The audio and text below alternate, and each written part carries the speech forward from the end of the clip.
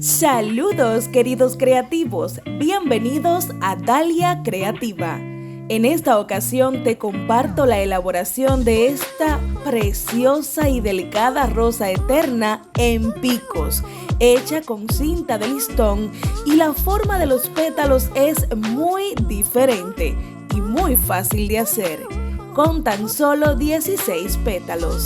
Gracias por tu apoyo, ver mis videos, comentar, darle like, compartirlos, aprender y suscribirte. Quédate hasta el final.